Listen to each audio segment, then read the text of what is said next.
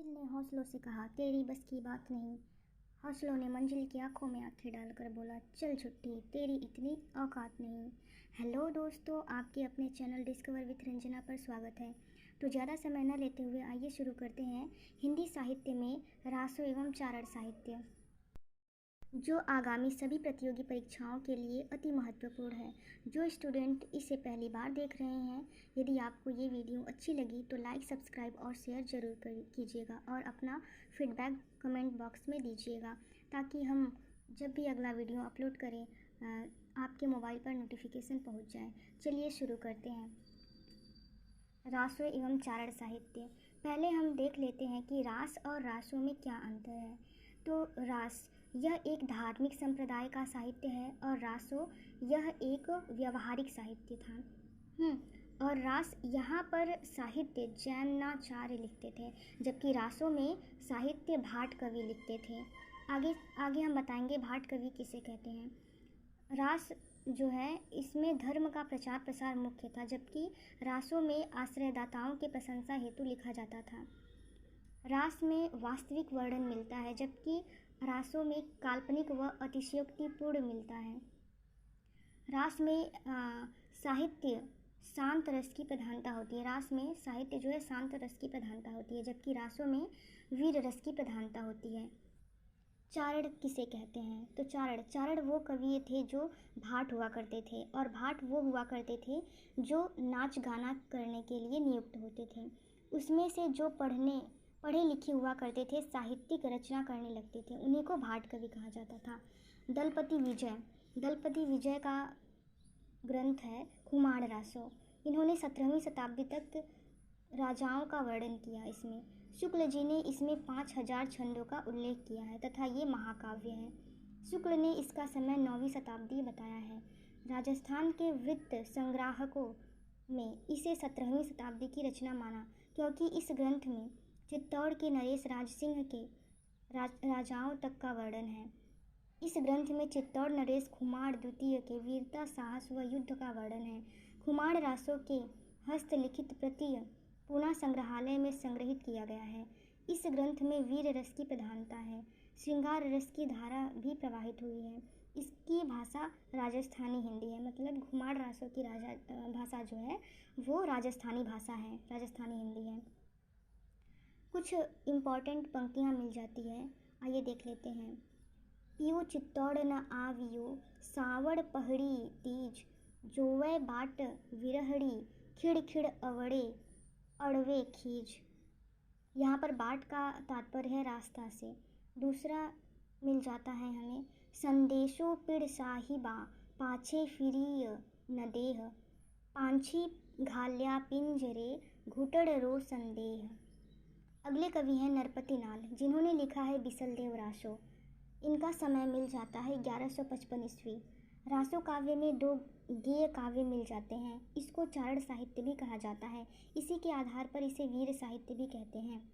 इसमें नायक जो है वो बिसलदेव रासो हैं और नायिका जो है वो राजमती हैं।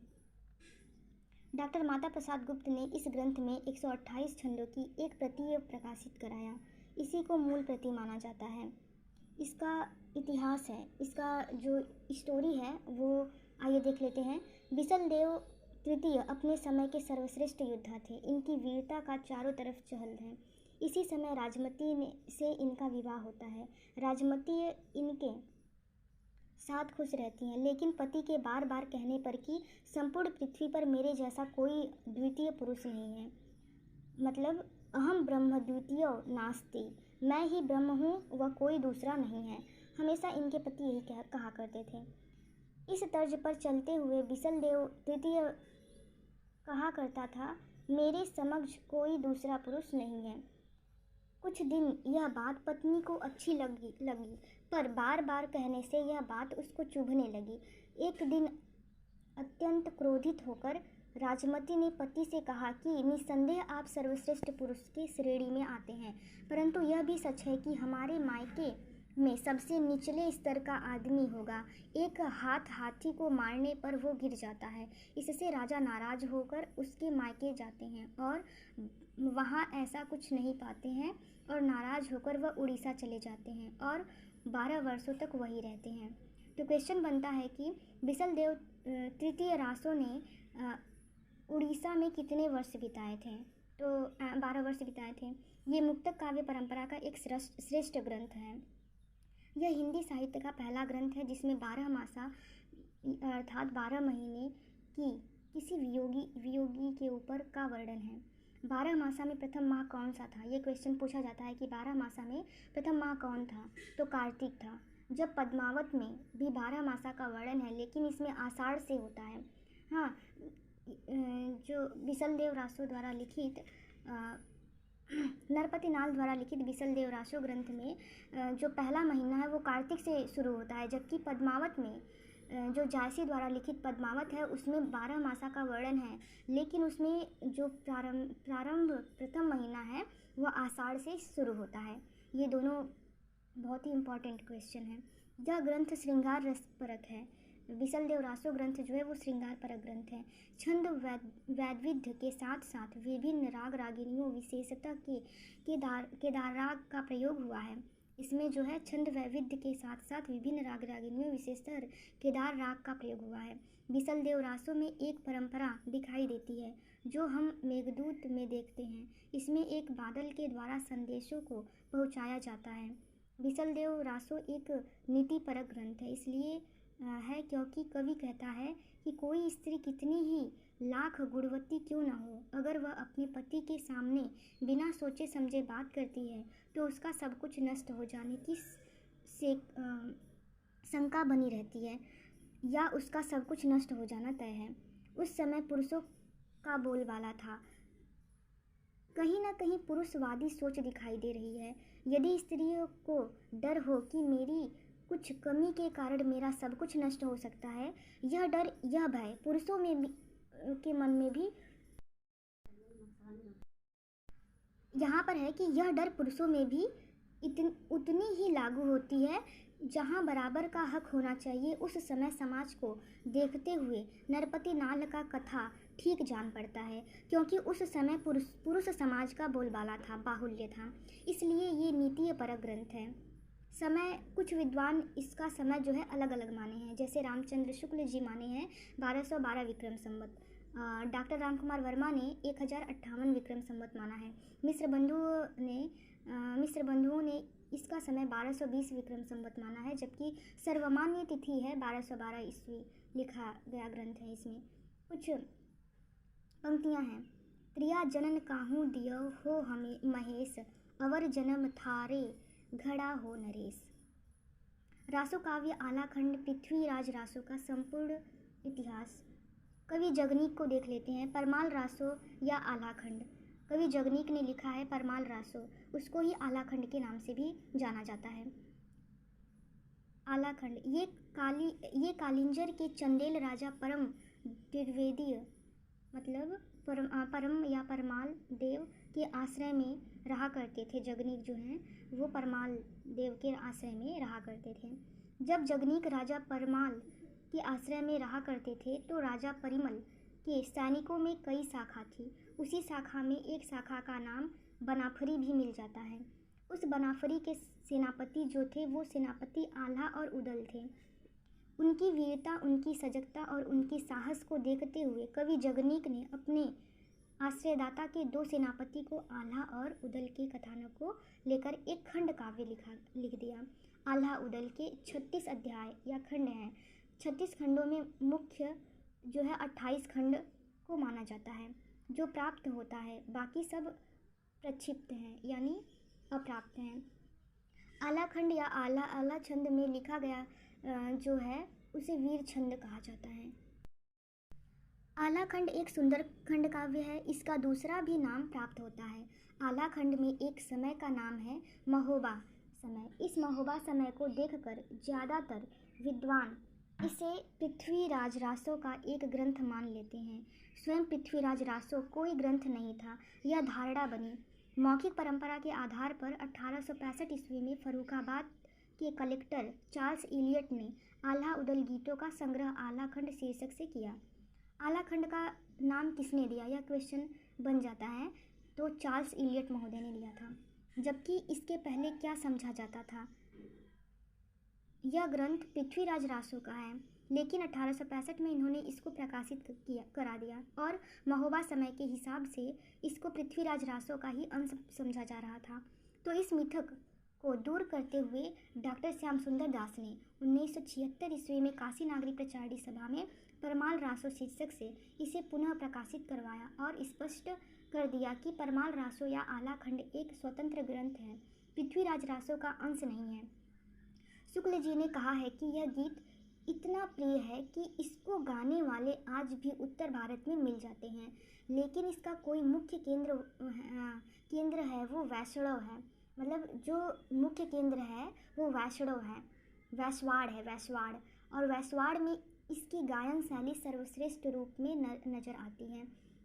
यह बात शुक्ल जी ने कहा था। आला खंड के लोकप्रियता को ध्यान में रखते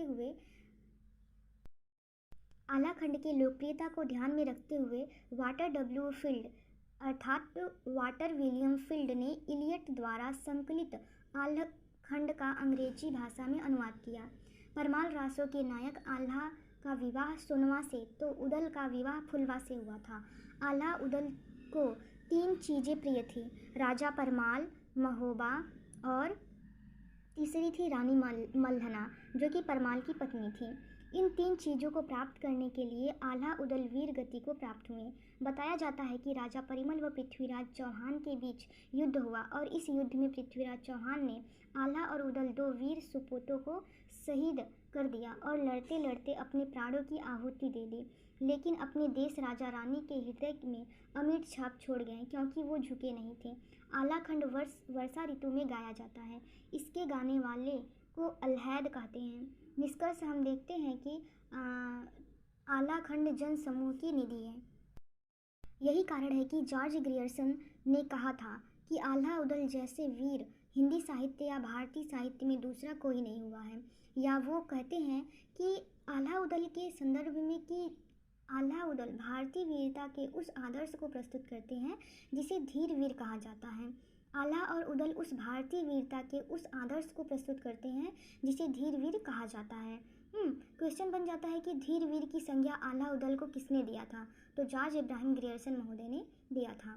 कुछ पंक्तियां हैं जो कि जगनीक की आल्हा खंड से हैं। 12 बरस लय कुकुर जीवे अरु 13 लय जिए सियार, बरस 18 छत्री जीवे आगे जीवन को धिक्कार। दूसरा है, जो मसी जाल है खटिया पर तो गिद्ध न खइया उनकी मांस। यह आला जो है पढ़ने का ढंग इसका कुछ इस तरह है।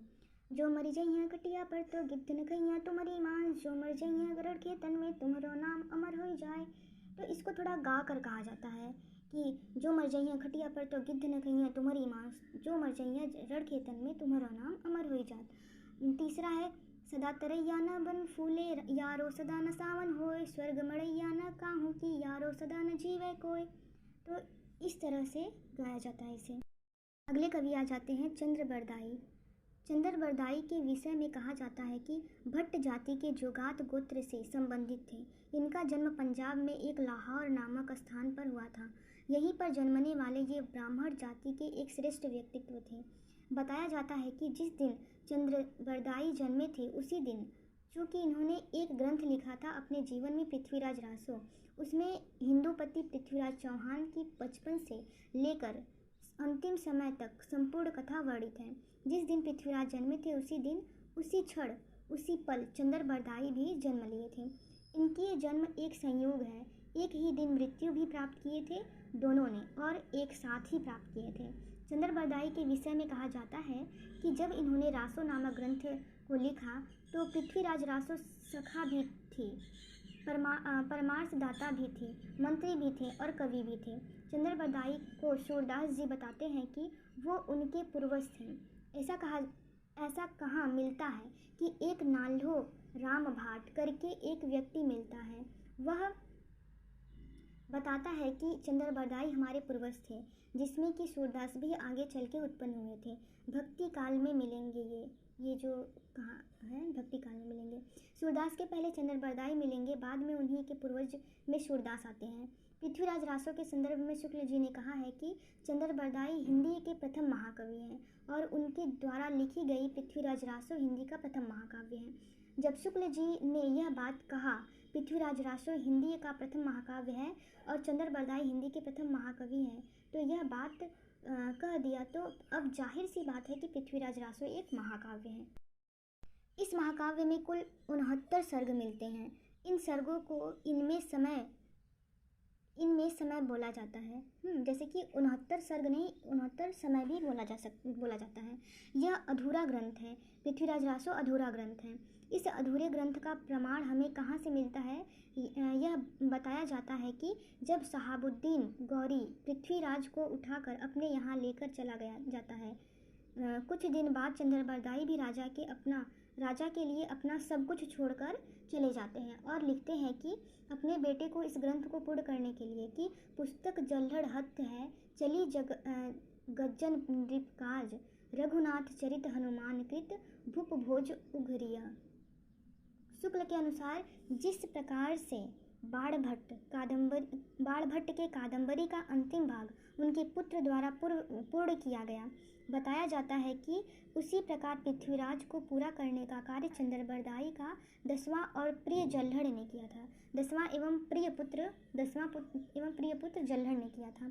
पृथ्वीराज रासो, इसमें पृथ्वीराज चौहान के जन्म से मृत्यु की कहानी वर्णित है। इसका कथानक है। इसमें एक राजा जयचंद मिलते हैं, वो भी एक हिंदू थे। राजा जयचंद अपने यहाँ एक बार आयोजन किए यज्ञ का, राजस्व यज्ञ का निर्माण किया और अपने निकटवर्ती और दूर दराज के राजाओं को निमंत्रित किया कि इस यज्ञ में आप भी अपनी सहभागिता दीजिए,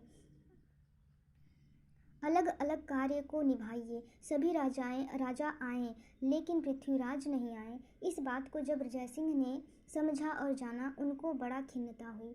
राजा जयसिंह ने पृथ्वीराज को एक स्वर्ण मूर्ति बनाकर द्वारपाल के रूप में खड़े कर दिए। जब यह बात पृथ्वीराज को पता चलता है कि तो उसी दरमियान जयचंद अपनी बेटी संयोगिता के स्वयंवर की भी आयोजन कर दिए कि मैं अपनी पुत्री का इसी आए हुए राजाओं में किसी एक वर को चुनकर उसका विवाह का पान ग्रहण करवा दूंगा। संयोगिता समस्त राजाओं के दरबार में जाती है और उन सभी राजाओं के आगे से होते हुए उस स्वर्ण मूर्ति के पास जाकर खड़ी हो जाती है। चूँकि संयोगिता को पहले से ही प्रेम पृथ्वीराज चौहान से था, संयोगिता वर की माला को उस मूर्ति को पहना दिया और अपना पति स्वीकार कर लिया। गंगा के किनारे वाली महल में जयचंद अपनी बेटी को कैद करवा देता है और पृथ्वीराज रासो को पता होने पर वह जयचंद के राज्य को नष्ट करते हुए संयोगिता से गंधर्व विवाह कर लेता है। इस महाकाव्य में वीर रस प्रधान है। श्रृंगार रस की धारा भी खूब प्रवाहित होती है। प्रेम एवं सौंदर्य की व्यंजना के लिए चंद्रबरदाई ने 9 रसों का मार्मिक चित्रण किया है और लिखा है, उक्ति धर्म विलालस्य राजनीति नवरस षड्भाषा पुराणम च पुराण कथितम मया। पृथ्वीराज रासो में कुल 72 छंद प्राप्त होते हैं, जबकि डॉक्टर नगेंद्र 68 छंद की बात की है। नगेंद्र जी ने 68 छंद की बात की है। विश्वनाथ त्रिपाठी के अनुसार जो है, यद्यपि चंद्र विविध छंदों के प्रयोग में कुशल हैं कि छप्पय उनका निजी छंद है। शिव सिंह सेंगर कहते हैं कि चंद्रबरदाई छप्पयों को राजा है। डॉक्टर नामवर सिंह का कहना है कि हिंदी में छंद को छंदों का राजा कहा जाता है। जो है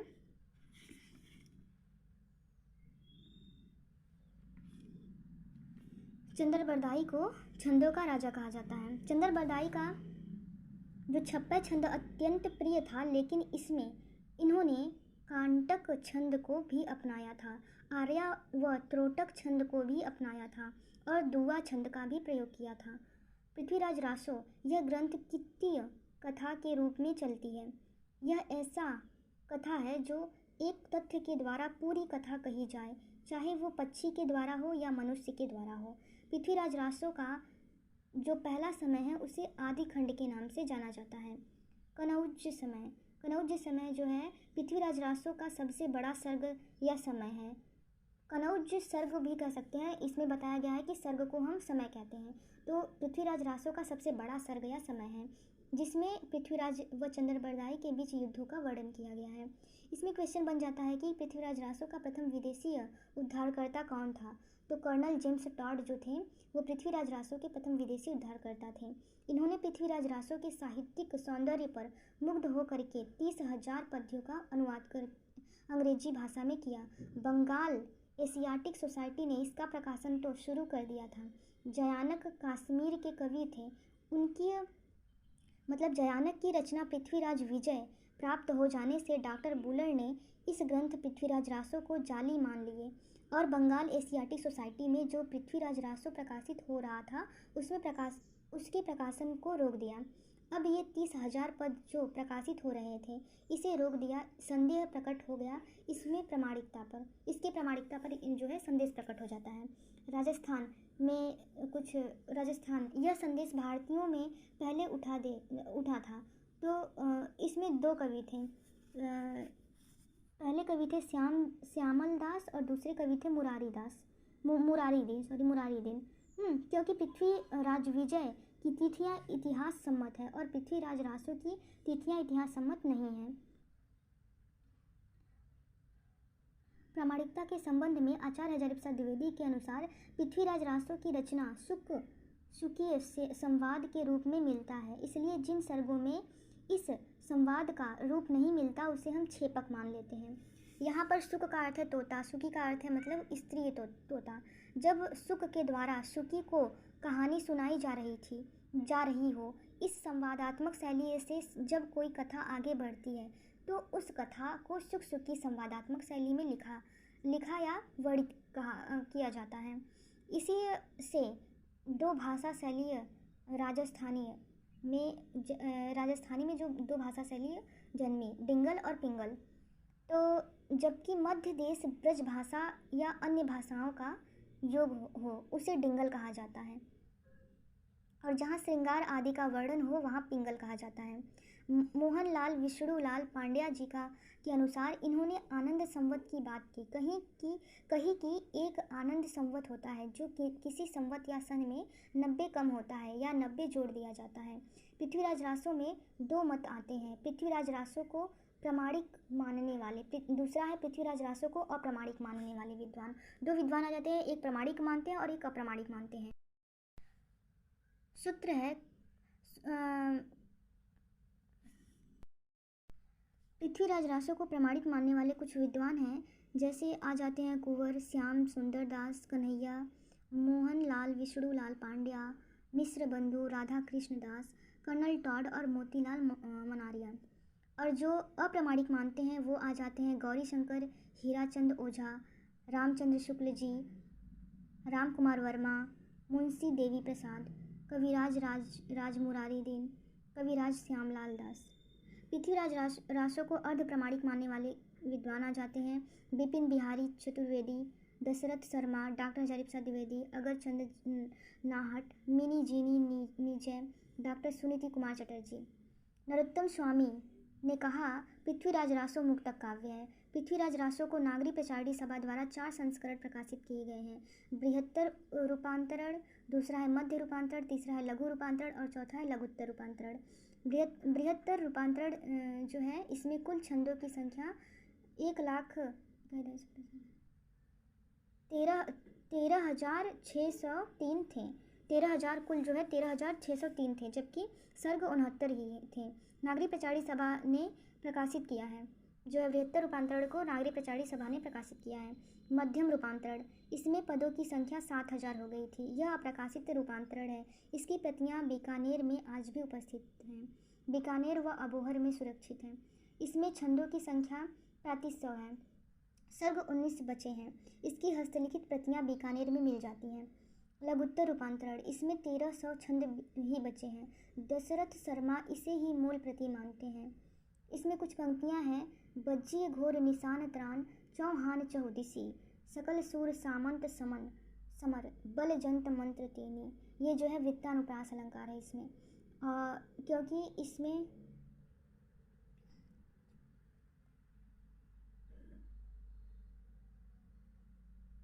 यह वृत्तानुप्रास अलंकार है।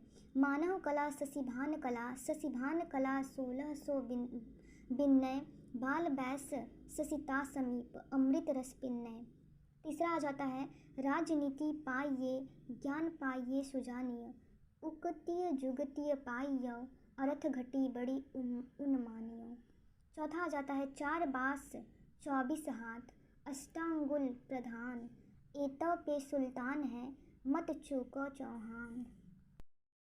नेक्स्ट चैप्टर में हम रासों के अन्य कवियों की प्रवृत्तियों के बारे में पढ़ेंगे।